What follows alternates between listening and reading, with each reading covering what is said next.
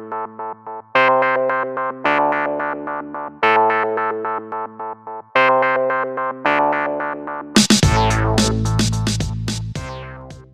ดีครับเพื่อนๆพี่ๆนะทุกท่านนะครับก็ตอนนี้เป็นเวลาตี 5นะครับตอนนี้ผมอยู่ที่ปั๊มปตท.สาย 7นะครับก็แวะมาทำธุระเข้าห้องน้ำครับเดี๋ยววันนี้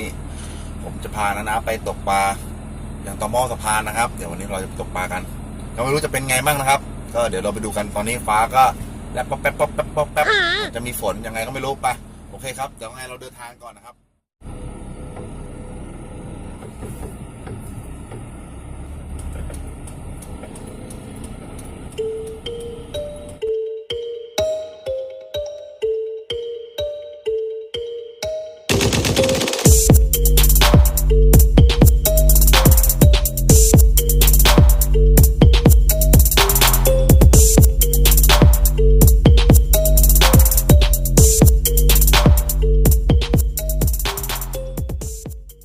ครับตอนนี้ผมก็เดินทางมา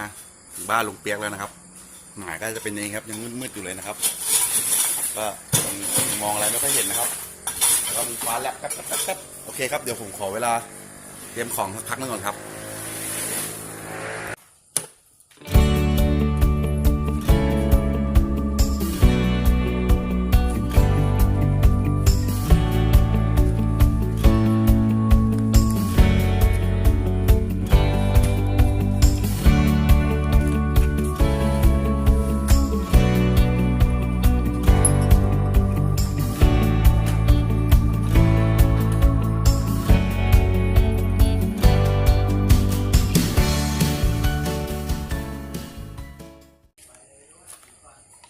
ไปเลยก็ได้ครับเดี๋ยวผมไปตั้งตรงนี้โ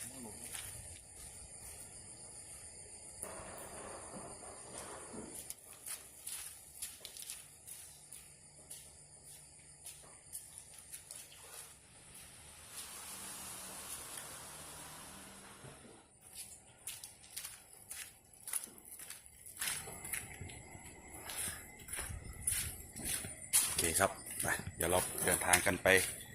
นั่งที่ต่อหม้อก่อนเดี๋ยวลุงเจ๊แกจะได้ทำอย่างอื่นช่วย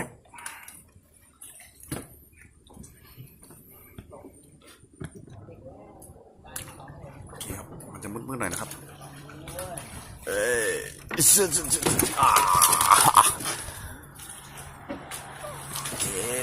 โอเคครับเดี๋ยวผมเอาของขึ้นก่อนนะครับ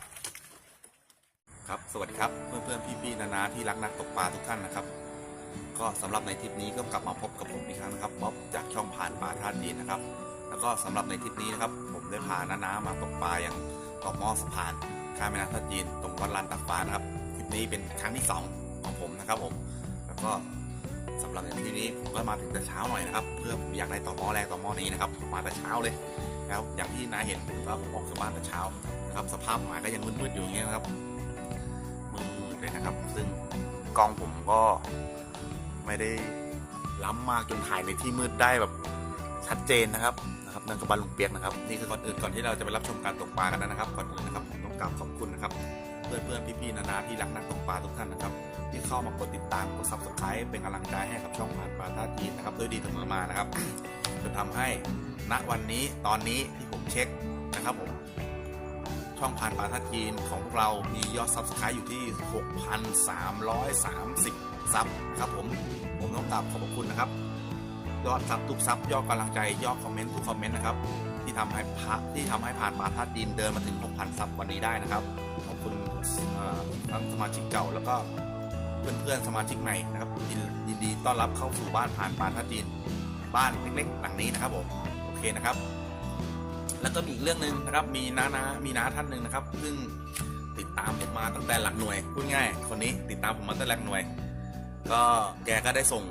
จะเรียกว่าของฝันหรืออะไรสักอย่างหนึ่งแกได้ส่งลอกให้ผม1 ตัวนะครับผมแล้วก็เป็นอุปกรณ์ตกปลาไม่ว่าจะเป็นหัวเชื้อแล้วก็ตะกร้อนะครับผมแกได้ส่งมาให้ผมนะครับเดี๋ยวจะให้ดูนะครับนี่คือลอกที่น้าเขาส่งมาให้ครับเป็นลอกสกอร์เปียนนะครับ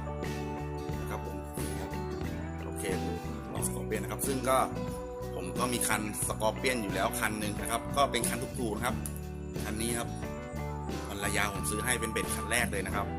ก็ตอนนั้นซื้อมาทั้งลอกทั้งคัน 700 บาทนะครับผมซึ่งน้าท่านนี้ที่เป็น FC ผมตั้งแต่หลักหน่วยนะครับแกก็บอกว่านักป๊อปไม่ประสงค์ออกนามโอเคไม่เป็นไรผมก็ไม่เป็นไรผมก็ต้องกราบขอบคุณน้านะครับของชิ้นที่น้าส่งมาให้นะครับผมก็จะใช้แล้วก็ทนุถนอมรักษาเป็นอย่างดีนะครับนี่ครับโอเคครับเดี๋ยวเราไปรับชมการตกปลากันครับในสภาพมืดๆแบบนี้นะครับโอเคครับไปครับ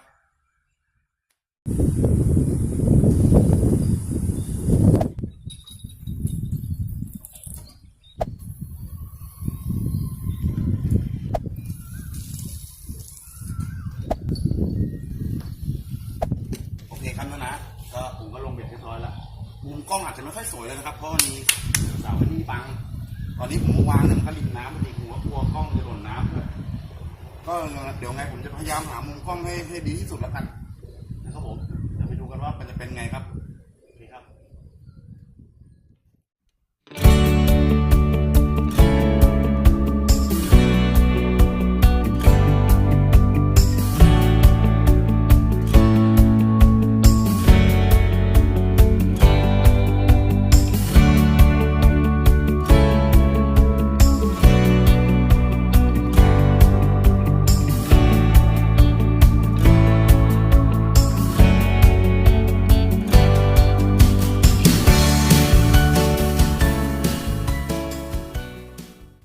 ครับผมนะตอนนี้ผมก็คงจะตั้งกล้องมุมนี้นะครับนี่ครับอุ้ยมันก็จะใกล้ตลิ่งแค่นี้เองนะครับดูขากล้องนะครับ ห่างจากตลิ่งแค่นี้นะครับแต่ผมใช้วิธีการเอาเชือกผูกกับสายสลิงตรงนี้ไว้นะครับสายสลิงตรงนี้ก็คือเป็นสายสลิงของนี่นะครับเครื่องผลักดันน้ำนะครับที่เขามาไว้ผลักดันน้ำนะครับเวลาน้ำเยอะๆนะครับมันเป็นมุมเดียวนะครับที่ทำได้นะครับนอกนั้นก็ทำไม่ได้เพราะงั้นภาพก็จะต้องเป็นมุมใกล้ๆแบบนี้นะครับอาจจะยืนเห็นหัวผมบ้างไม่เห็นหัวผมบ้างอันนี้เดี๋ยวต้องไปลองดูนะครับโอเคนะครับผมขอบคุณครับก่อนนะครับเมื่อกี้จิงกี้ผมได้ปลาไปแล้วตัวหนึ่งครับเป็นสังขวาสนะครับไซส์ไม่ค่อยใหญ่เท่าไหร่หรอกครับก็ผมลงกระชังไปแล้วนะครับผมเรื่องคือผมลืมเปิดกล้องนั่นเองนะครับก็สไตล์ได้ปลาแล้วก็มาคุยกับกล้องนะครับแต่ไม่รู้ตัวเองไม่ได้เปิดกล้องนะครับเหมือนเดิม โอเคนะครับก็ได้ไปแล้วตัวหนึ่งนะครับแต้มหนึ่งนะครับตอนนี้โอเคครับเดี๋ยวเราไปลุ้นกันต่อนะครับ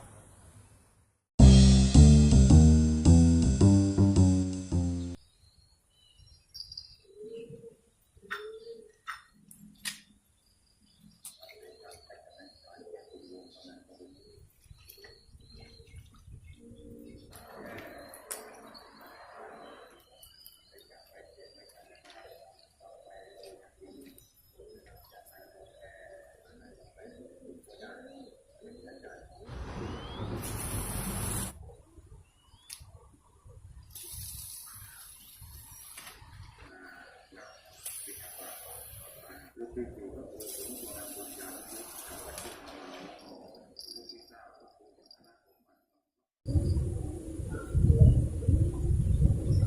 ป็นไงครับตอนติ๊กต๊อกหรือยังฮะนึ่งท้ายตัวลงนะครับแล้วก็มีตอดบ้างครับอ๋อ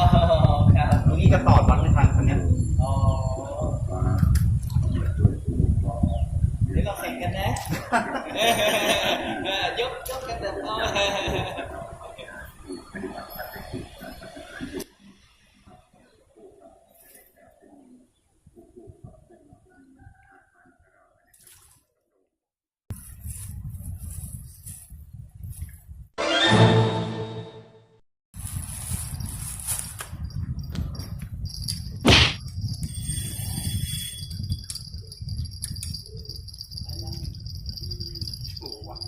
ถ้าอยู่ก็ตัวนิดเดียว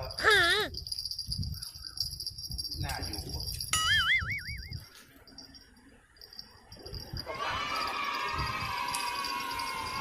เอาละครับนะแต้มที่2นะครับเป็นปลากระมังนะครับโอเคนะครับนี่โอเคเข้าปากกันเต็มครับ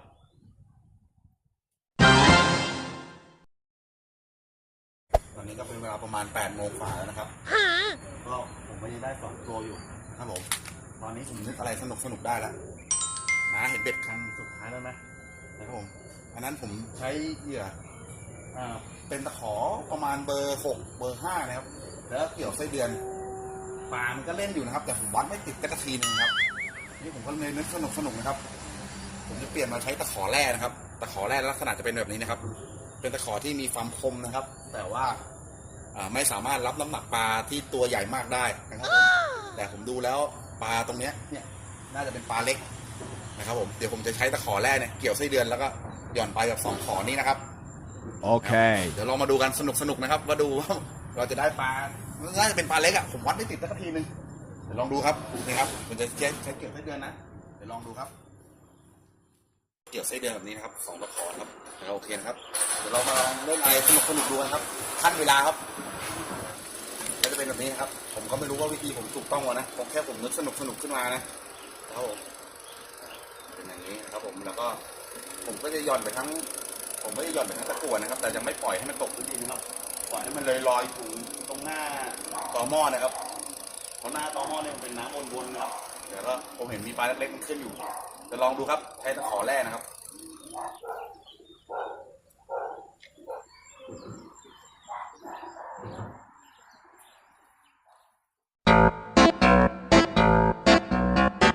นี่ก็ถนนที่อยู่โป๊ะกลางแม่น้ำโป๊ะนั้นที่ผมเคยตกเมื่อทริปที่แล้วนะครับนี่น้าคนนี้เมื่อก่อนเขาเคยอยู่โป๊ะนี้เมื่อคลิปที่แล้วตอนนี้แกจะย้ายมาอยู่ด้วยกันนะครับดีครับเราจะได้มีเพื่อนคุยครับนี่นะครับตัวแล้วทำมันแรงโอเคนะครับเราไปดูกันต่อครับแมวขึ้นเหรอ นี่แมวขึ้นเหรอเงียบไปแล้วอ่ะไม่มันอยู่แล้วดีครับนี่อยู่จะอยู่ยังไงแล้วไม่เกินลงกระเพาะไปแล้วหรือno ฮะหายตัวแล้วครับแดงนะครับตัวนี้เป็นหางแดงครับตัวเล็ก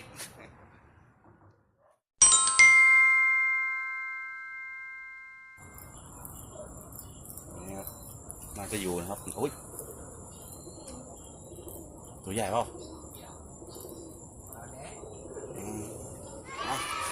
นี่ครับน้าเขาได้ตัวนะครับนี่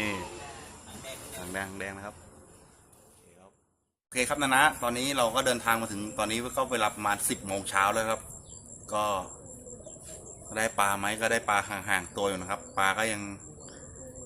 ไซส์เล็กๆนะครับผมแต่ก็ยังพอได้นะครับแล้วก็ตอนนี้ผมจะใช้เหยื่อที่เป็นตะก้อนะครับ2 คันอีก2 คันก็จะเป็นไส้เดือนเพียวๆเลยนะครับผมก็ไปลองดูกันว่ามันจะเป็นยังไงครับสำหรับ10 โมงเช้าแล้วนะครับผมโอเคนะครับเดี๋ยวเราไปลุ้นกันต่อครับเดี๋ยวเราไปลุ้นกันต่อครับ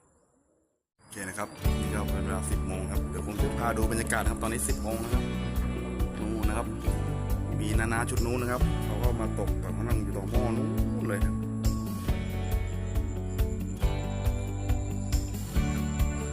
เป็นผมก็จะวางกันอยู่นี่กันนะตรงหม้อนู้นเลย2 หม้อลูก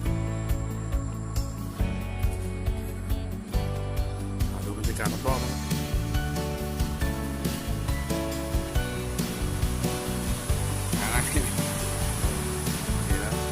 รอลุ้นนะ นี่ครับเดี๋ยวเราไปลุ้นกันต่อครับ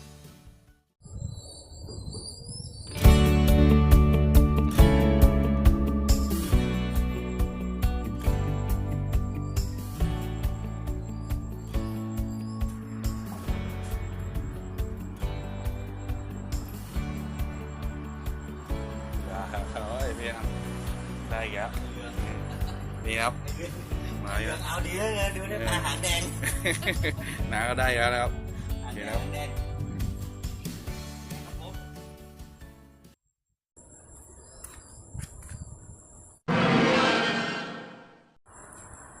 ดึงบึ้งนะ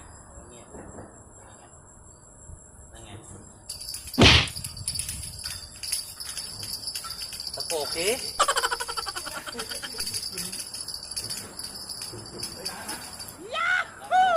เริ่มมาแล้วกำลังโอเคครับไซส์สวยเลยครับตัวนี้ยอดเลยครับโอ้ยรอพักนึงครับ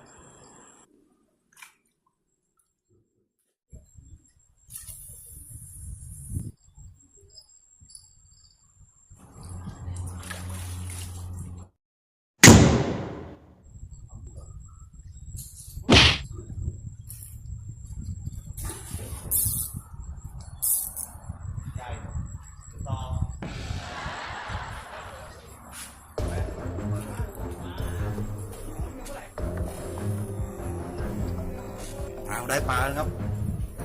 ครับ ป่าอะไร เออ โอ้ยจะเป็นไอ้นั่นน่ะเด็กเออ ไม่แน่หรอกดูก่อนดูก่อนอะไรก็เกิดขึ้นได้ในท่าจีน ไม้อะไรหรอ เฮ้ยตะภาพตะภาพครับโอ้ยนี่ครับสุดยอดเลยตะภาพโอ้ย เนี่ยกินป่า ตะภาพครับตะภาพ นะ กินเข้าปากเลยครับโอ้แล้วใครจะกล้าปลดอ่ะ ฮะ ถามใครจะกล้าปลดอ่ะ ทำไมป่ามันไม่วิ่งอยู่ นี่ตะภาพเลยนะครับโอ้โหเซอร์ไพรส์เลยครับเฮ้ยแต่เมื่อกี้มันโดดขึ้นน้ำเฉยเลยนะ ตกมาทางชีวิตมึงจะตกในสภาพ บอกแล้วอะไรก็เกิดขึ้นได้ ในแม่น้ ตกอย่างเงี้ยฟุ้งสัก10 นาทีอะ ำกี่ตัวนะกี่ตัว สาม 3 ตัวเลยนะครับทีเดียว3 ตัวครับ แล้วตอนนี้พี่ทัศน์ก็มาแล้วนะครับสวัสดีครับโอเคครับขอบคุณครับ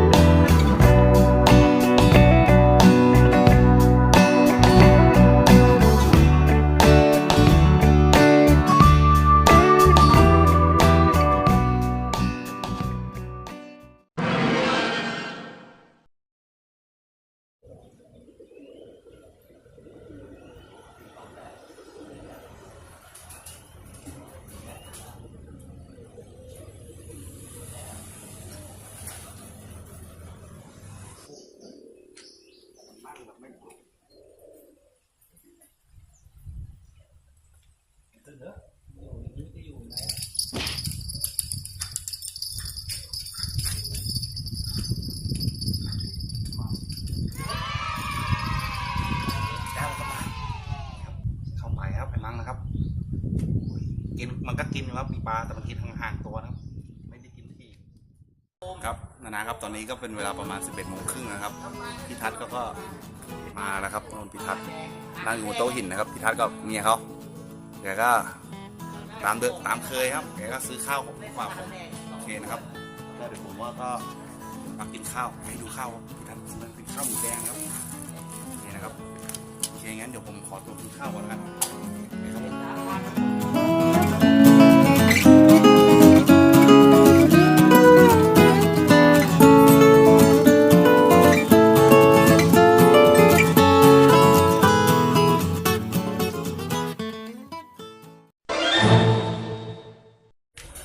นี่ครับนะได้อีกแต้มนะครับตะเพียนหางแดงนะครับเมื่อกี้ก็ไม่ได้เห็นตอนผมเยอะนะครับเพราะว่าผมปิดโทรศัพท์ไว้ชาร์จแบตอยู่นี่เพาแบงค์ก้อนสุดท้ายแล้วใกล้จะหมดแล้วแบบนี้แบตเปลืองมากเลยนี่ครับ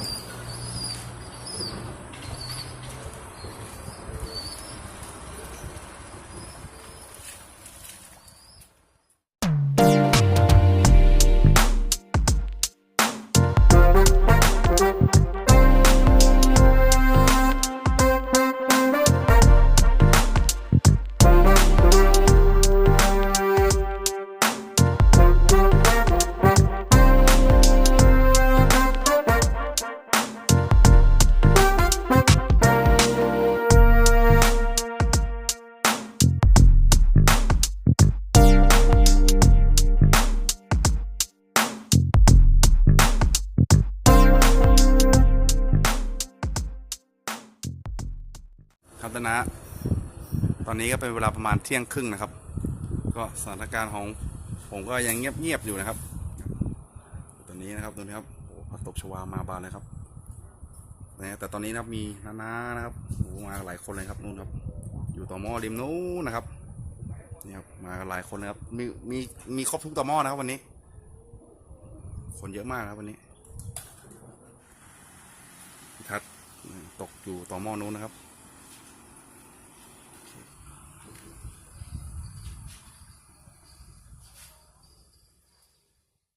เดี๋ยวนะแกจะข้ามกลับไปริมตลิ่งครับดูผลงานน้องแอ๊กก่อนนายกให้ดูหน่อย มีอะไรล่ะมีสภาพ พี่ตภาพนี่ไฮไลท์เลย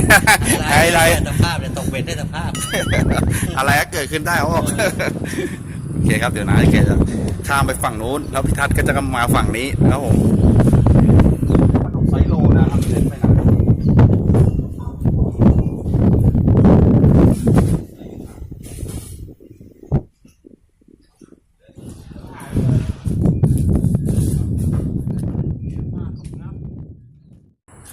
ตอนนี้ก็เป็นเวลาบ่าย2 โมงนะครับ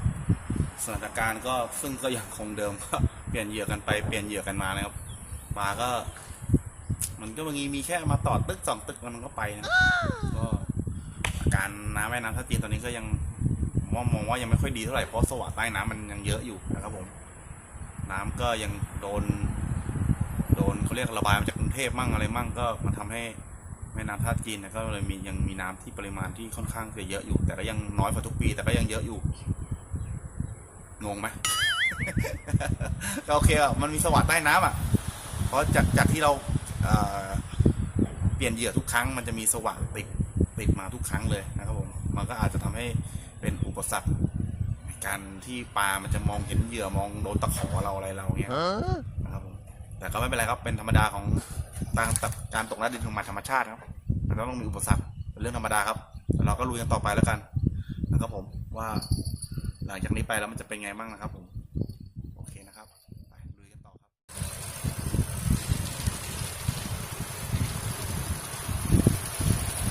ได้ตัวไหมนะได้ฮะตัวเดียวน้ำเชี่ยวเดี๋ยวเข้าไปข้างในฝากด้วย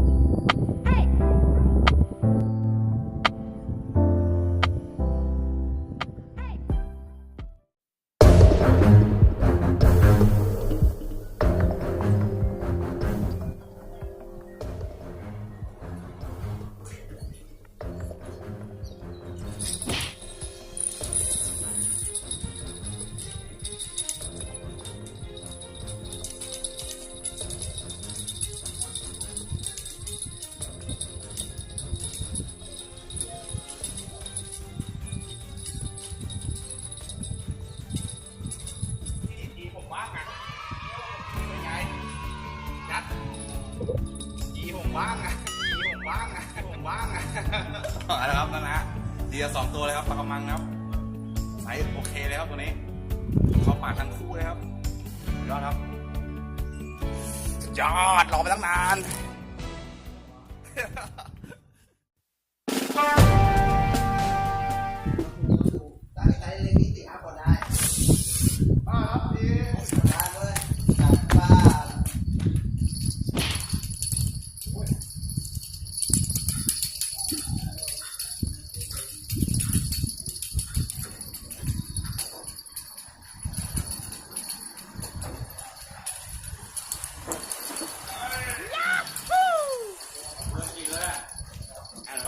ครับตัวนี้ไซส์ใหญ่หน่อยครับ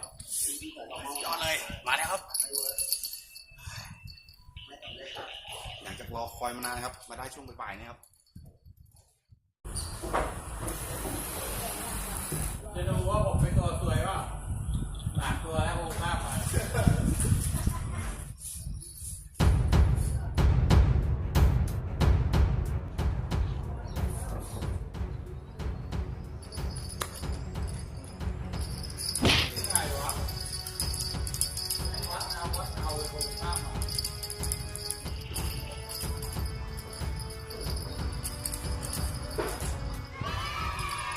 ปลากระมังครับโอเวอร์เลยครับนี่ครับปลาเกือบฉีกครับมาครับบดมากันติดๆเลยนะครับโอ้ยสุดยอดปลากระมังครับใส่ฝ่ามือเลยครับตัวนี้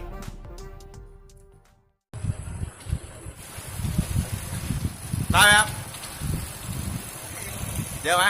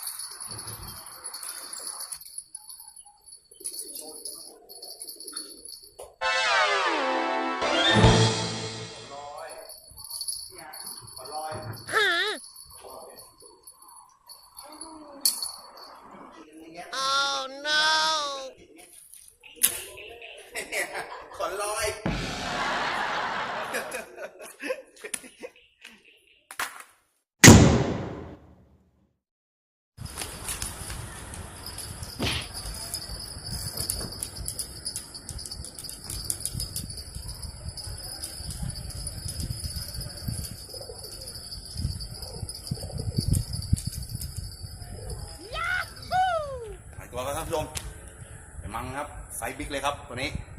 โอเคนะครับนี่มาตอนเย็นครับโหนี่เกี่ยวปากมันหน่อยโอ้โหจะขาดให้ดูนะครับโอ้ยโอเคครับ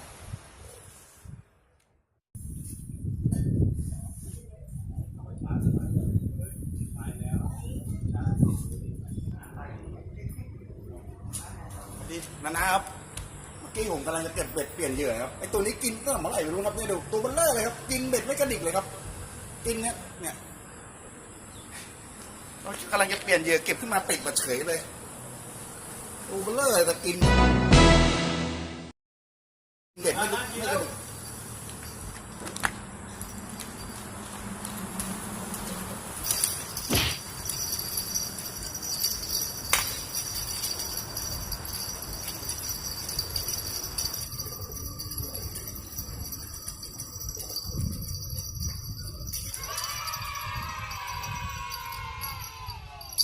ตัวเมื่อกี้ไม่เก็บเลยครับนี่มาอีกตัวครับปลากระมังครับใสพอๆเลยครับ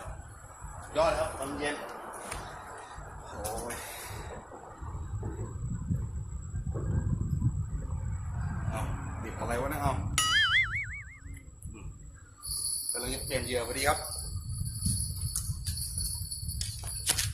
นี่ครับอุ้ย2 ตัวเลยนะครับ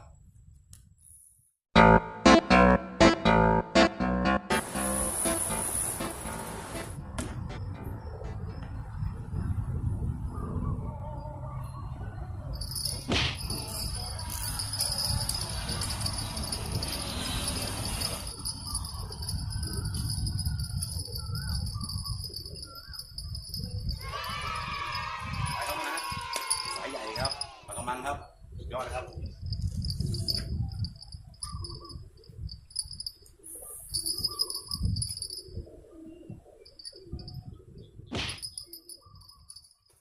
ตอนนี้ก็เป็นเวลา5 โมงเย็นกว่า5 โมงเย็นกว่าแล้วนะครับก็แล้วอีกอย่างนึงครับแบตเตอรี่ผมใกล้หมดแล้วที่มาพูดเนี่ยคือปิดเทปเนี่ยปิดคลิปเนี่ยก็คือยังไม่ได้เก็บเบ็ดนะครับนึงเบ็ดผมยังอยู่เลยครับนะครับผมสาเหตุที่ต้องพูดก่อนว่าตรงนี้แบตเตอรี่ผมเหลือ 10% แล้วแล้วผมเดี๋ยวก็จะไม่ได้มีโอกาสได้ปิดคลิปกับนาๆนะครับก็ตอนนี้เราก็เดินทางมาถึงจุดสิ้นสุดนะครับของวันแล้วนะครับก็ยังไงก็ผมก็ต้องกราบขอบคุณนะครับเพื่อนๆพี่ๆนาๆที่รักนักตกปลาทุกท่านนะครับที่เข้ามากดติดตามกด Subscribe เป็นกำลังใจให้กับช่องผ่านปลาท่าจีนแล้วก็รับชมกันจนจบสำหรับในคลิปนี้นะครับแล้วก็ขอบคุณนะครับสำหรับ 6,000 Subscribe นะครับผมทั้งสมาชิกใหม่และสมาชิกเก่าก็ยินดีต้อนรับเข้าสู่บ้านผ่านปลาท่าจีนหลังนี้นะครับครับผมก็สำหรับในคลิปนี้นะครับก็เป็นอะไรที่สนุกมากตอนเช้าก็นาก็จะเห็นว่าก็จะไม่ค่อยได้ก็จะได้แต่ปลาไซส์เล็กๆเป็นปลาตะเพียนหางแดงปลาสังขวาสไซส์เล็กๆนะครับผมแล้วก็จะมาถล่มฝูงปลากระมังไซส์อย่างนี้กันตอนบ่ายๆนี่เองผมก็ถือว่ามันมากนะครับ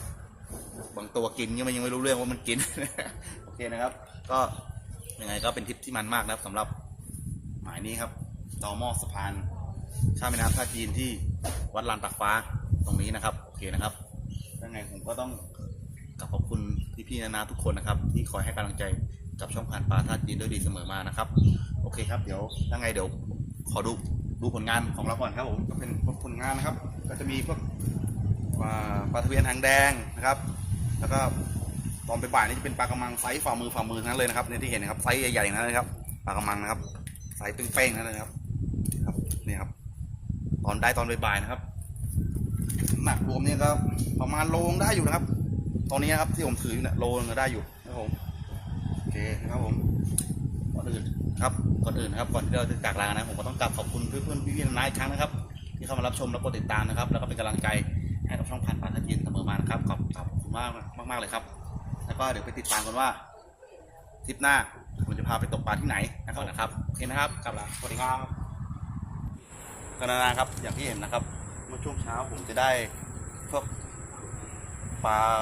กระมังแล้วก็ปลาตะเพียนหางแดงไซส์เล็กๆนะครับแล้วซึ่งตอนบ่ายผมจะได้ปลากระมังไซส์ใหญ่นะครับผมก็จะเลยปล่อยพวกปลาตะเพียนหางแดงแล้วปลากระมังไซส์เล็กไปนะครับผมก็จะเอาเก็บกลับไปบ้านเฉพาะไซส์ที่มันสมควรจะกินนะครับเดี๋ยวจะเก็บปล่อยไปนะครับ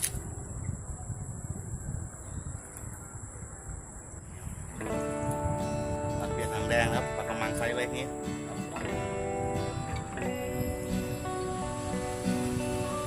ไซส์ไง